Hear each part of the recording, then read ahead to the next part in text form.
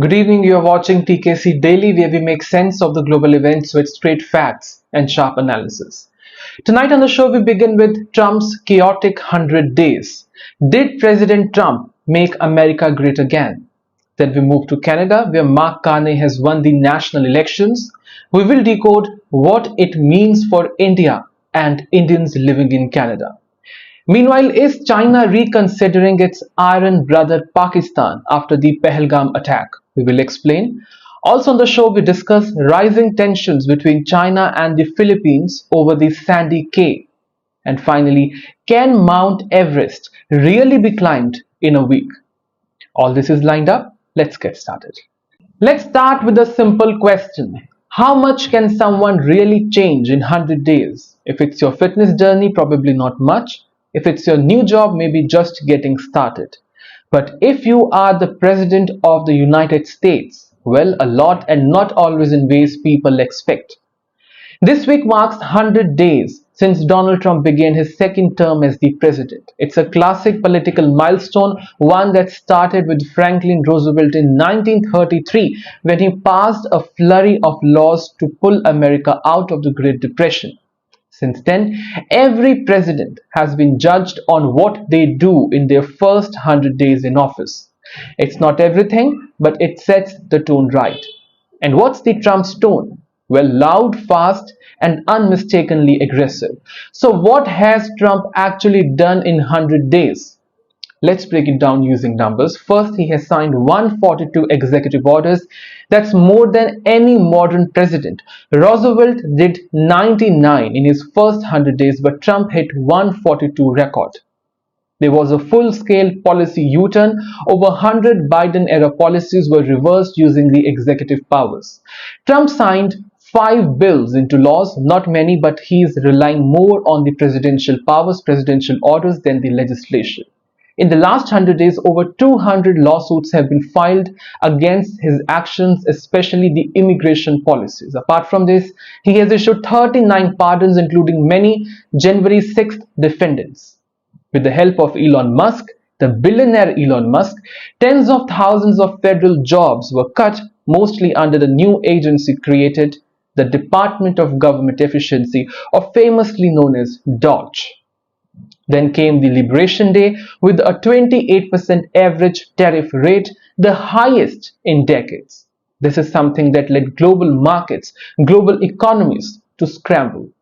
Despite all the chaos, there have been only 7,180 border crossings in March, the lowest in modern history. Inflation has gone down to 2.4%, a drop, but economists are worried that it's temporary. And finally, the last stat that possibly sums everything up, a 42% approval rating, down from 45% in March, the lowest for any president in decades. But stats alone don't capture the feel of Trump's second presidency. Trump's second term is not about building slowly, it's about shaking things up and fast. He's gutted parts of the government, shattered regulations, cut federal spending, but he has also hit some roadblocks. Courts have blocked over 100 of its decisions already. Congress is watching silently for now, but tensions are rising. And the most viral moment came not from Trump, but Vice President J.D. Vance. A simple post on X, and I quote, "Judges aren't allowed to control the executive's legitimate power." The post triggered a national debate because in America, the 3 branches of government, the president, Congress, and the courts, are supposed to check each other, supposed to hold each other accountable. But Trump's White House is pushing boundaries fast. Economy was Trump's main campaign promise: lower prices, protect American job, American dream, revive industries. But here is the twist, here is the reality. His methods are risky. Tariffs have jolted markets, stocks are falling, interest rates are rising, federal layoffs are causing anxiety, and unemployment is ticking upwards. Supporters say it's short-term pain for long-term gain. In towns hit by factory closures, there is hope, but Wall Street, it's nervous, the Fed, cautious economists, will warning of a possible recession. Trump's second term isn't just about economics, it's about a cultural war as well.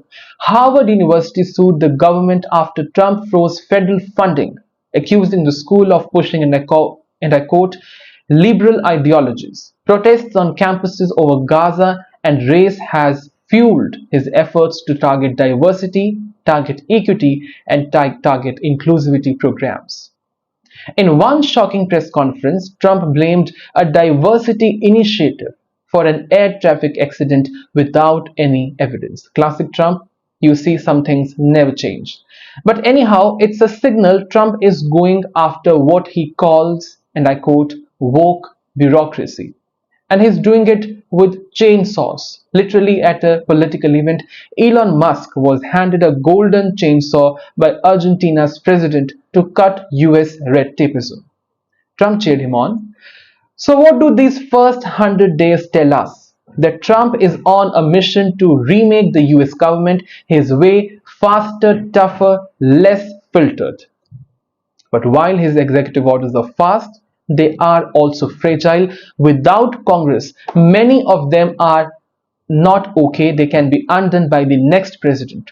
Court challenges are piling up, and midterm elections next year could flip control back to the Democrats from the Republicans. This might be Trump's most powerful start yet, but whether it lead to lasting change, that's still uncertain. But one thing is clear, these 100 days have been anything but normal. And the next 1361, they may just define the future of America. Imagine two neighbors who haven't spoken in years because of constant arguments, misunderstandings, and public shouting matches. Suddenly, one of them moves out, and a calmer, more mature person moves in. That's exactly what just happened between India and Canada, and the new neighbor's name is Mark Carney. Mark Carney, the new Prime Minister of Canada. In a surprising turnaround, Canada's Liberal Party has won the federal elections, and Mark Carney is the new Prime Minister of Canada. Just a few months ago, it looked like the Liberals were going to lose badly under former Prime Minister Justin Trudeau. But Carney's calm persona, his economic credentials, and perhaps a growing fear of a Trump-led America helped the Liberals, the Liberal Party, to bounce back and win this election. The party is currently leading in 167 seats, just a few short of majority mark in the 343-member House of Commons. Meanwhile, Conservative leader Pierre Poilievre has admitted his defeat. But here is the big question. What does Mark Carney's win mean for our country, India? You see, under Justin Trudeau, India-Canada ties were at their lowest. Trudeau openly supported the farmers' protests, tolerated Khalistani separatists on Canadian soil, and even accused India, its ally, of being involved in the killing of Hardeep Singh Nijjar. India understandably was furious. The Indian government called Trudeau's claims, and I quote, absurd, and diplomatic relations hit rock bottom. That is the thing of caste. But Khan is bringing a fresh tone. In his own words, the India-Canada relationship, and I quote, is incredibly important. He has talked about rebuilding ties with like-minded nations and sees India as a key partner. He is being overly dramatic, nor is he playing to domestic political vote banks. Instead, he is focusing on mutual respect, economic potential, and strategic alignment. Let's not forget about the people caught in this crossfire, the Indian diaspora in Canada. There are over 3 million Indians living in Canada. Around 4,27,000 students, mostly from Punjab, are currently studying there in Canada. These students alone contribute over 8 billion US dollars to Canadian economy every single year. That's 68,000 crores in Indian rupees. Carney, being a seasoned economist and former governor of both the Bank of Canada and the Bank of England, understands the value this community brings, understand the value of this business. Unlike Trudeau, who proposed immigration caps, Carney is expected to take a more balanced approach towards the most important problem of immigration, focusing on talent, students, and skilled professionals. There is also the long-stalled India-Canada Free Trade Agreement, short formed as CEPA. Talks began as far back as 2008, but Justin Trudeau's allegations in 2023 froze progress. With Carney in charge, there is now a chance to bring those discussions back on track, back on the table. Interestingly, despite the diplomatic drama, trade didn't stop. In fact, it grew slightly from 8.3 billion US dollars to 8.4 billion US dollars last year. Experts say that while politics may clash, businesses still find a way. That's a huge opportunity for both nations to build trust on solid economic grounds. Carney's win may not erase the past overnight, but it opens a new door that can walk through cautiously. But hopefully, sometimes all it takes a change to fix a broken bond. And for India and Canada, that moment might have just arrived. What happens when your closest friend keeps getting into trouble and expects you to always take their side? At some point, you start thinking, is this friendship even worth it? That's the silent question China may be asking itself today, as Pakistan once again finds itself in the global spotlight, this time over a deadly terror attack in Pahalgam, Kashmir. So let's rewind and start with what has happened. On April 22nd, terrorists attacked tourists in Pahalgam, a peaceful and scenic area in Jammu and Kashmir. 26 innocent lives were lost. The attack shocked the nation and led to strong reactions across India and the world.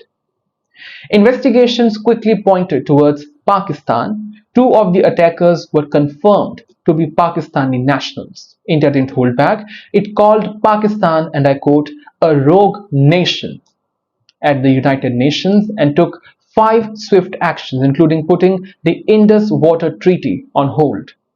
This move alone caused panic in Pakistan. Meanwhile, Islamabad denied involvement, like it often does, and began turning to its all-weather friend, China.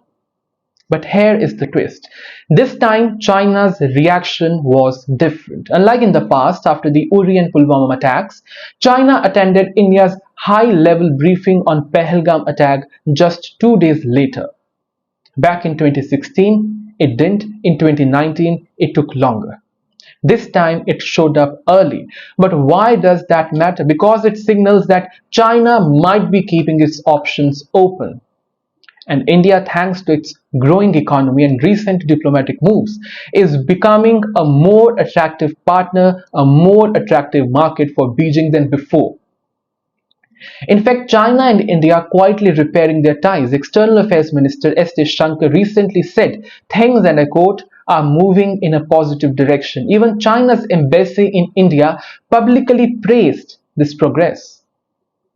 Add that to a few interesting details that China and India have resumed talks, reduced tensions at the borders, and both are trying to reduce its economic dependence on the Western countries amid growing global instability, especially after Trump tariffs. Meanwhile, China's relationship with Pakistan is getting complicated, is getting difficult. Pakistan depends heavily on China for money, well, definitely, especially through the CPEC project, but locals, especially in Balochistan, are furious, they are angry. Many feel that their lands and livelihoods are being sacrificed for a project they never agreed to. And attacks on Chinese workers in Pakistan have become a real concern, a real challenge. China knows that backing Pakistan too strongly comes with the baggage, including terrorism risks that could spill over in their country as well. Still, let's not get ahead of ourselves. China continues to support Pakistan in many international forums, including watering down a recent UN statement on the Pahalgam attack. And just this week, Pakistani Foreign Minister Wang Yi called Pakistan's Foreign Minister to show support, even though India has solid evidence of Pakistan-based involvement in this terror attack. So is China switching sides? Well, not yet, but things are shifting fast. China may still call Pakistan its iron brother, but behind closed doors, it sees India as a more stable, powerful, and economically useful partner in the long run. If Islamabad continues to be a liability, Beijing might start pulling away slowly but surely. After all, in today's world, even iron can rust. Tensions are running high in South China Sea as China and the Philippines engage in a symbolic show of sovereignty over a disputed sandbank. China and the Philippines recently went head-to-head, each other displaying their national flags on the disputed Sandy Cay, part of the Spratly Islands. This clash of flags comes amid rising tensions in the region, especially after the Philippines and the United States of America kicked off their annual military drill. It's called Balikan and it's mean shoulder to shoulder, which included new air and missile defenses and their simulation. It all started when the Chinese Coast Guard landed on the Sandy Cay, the disputed area, hoisted their Chinese flag, and declared they were exercising, and I quote, their sovereign jurisdiction in this area. They accused 6 Filipino personnel of illegally bordering the sandbank and warned them to leave the area as soon as possible. China claims nearly the entire South China Sea, and it's not shy about enforcing that claim using its power. But the Philippines quickly hit back, calling China's statement false. The facts on the ground believe their statements. That's the statement of Jonathan Malya from the Philippines National Security Council. The Philippines insisted that the presence of its personnel on Sandy Cay was completely legal, completely legitimate, and that their sovereignty in the region was non-negotiable. To show that they weren't backing down, the Philippines Coastal Guard deployed Navy, Coast Guard, and police personnel on the same sandbank where China came and hoisted their Chinese flag. The Philippine forces arrived on the rubber boat and raised their own flag, making it clear that they weren't going to let China claim the territory without a direct fight. Coast Guard spokesperson J. Terilla proudly shared footage of the Philippine flag being raised, being hoisted, emphasizing the country's unwavering commitment to defend its right in the West Philippine Sea, to defend its sovereignty in this area. This standoff is just the latest chapter in the long-running dispute over the South China Sea, where China has ignored a 2016 international ruling that dismissed its territorial claims. China's refusal to respect the ruling has created deep friction with other countries, especially in this region, especially the Philippines. Meanwhile, the United States has strengthened its military ties with the Philippines, and US officials have made it very clear that they stand by Manila in face of Chinese aggression, that they stand with this country, Philippines. The US and the Philippines hope that their joint military exercises will demonstrate their shared commitment to the security of this region, to the region's security. As the two countries display their flags, it's clear that the battle for sovereignty in the South China Sea is far from over, and tensions are only going to grow in the times to come. So this country needs to be very careful. Climbing Mount Everest, the world's highest peak, is an achievement that requires both immense physical strength and time. Traditionally, expeditioners take around 2 months, with the climbers spending weeks assimilating to thin air at the high altitudes to become more familiar with it. But what if there was a way to reduce this time drastically? One guiding company is attempting to do just that by offering an expedition to the summit in just 1 week, but using a controversial method, that is inhaling xenon gas. When Tenzing Norgay and Sir Edmund Hillary made their historic ascent to Everest in 1953, they spent over 2 months on the mountain. This was to allow their bodies to adjust to the lack of oxygen as they climbed higher. Today, despite technological advances and support systems like fixed ropes and Sherpas, the climb still takes around 2 months for most climbers, though some expeditioners promise a faster trip in as little as 2 weeks, just 2 weeks. This year, Australian guide Lucas has promised an even quicker ascent. His plan? A 1-week expedition that includes flying from London to Kathmandu, taking a helicopter to base camp, and using xenon gas to aid in the rapid acclimatization. Xenon, a noble gas sometimes used in anesthesia, is believed to boost the production of a special protein called as EPO, a protein that helps the body to adapt to low oxygen levels in the environment. In theory, Inhaling this xenon gas could allow climbers to skip the usual weeks of gradual acclimatization. Lucas' strategy has raised eyebrows as well, especially in the mountaineering world. While he claims successes with the xenon on previous expeditions, listen carefully, medical experts are quite skeptical. They're not sure. There is a very little scientific evidence to support the idea that xenon accelerates acclimatization or improves performances at such high altitudes. It's not sure, it's not certain. Even if it does increase EPO level, it's unclear whether this would lead to sufficient increase in red blood cells and oxygen transport to make a one-week climb feasible. The International Climbing and Mountaineering Federation has issued a cautionary statement citing the lack of clinical research and the potential risks involved in this whole method of consuming xenon gas. Some climbers also point out that EPO boosting substances like xenon that we are talking about are banned in competitive sports, raising ethical concerns about using them in the world of mountaineering. Despite these concerns, Lucas remains confident. He argues that reducing the time spent on mountain climb will make climb safer by minimizing exposure to dangerous weather and risk of health.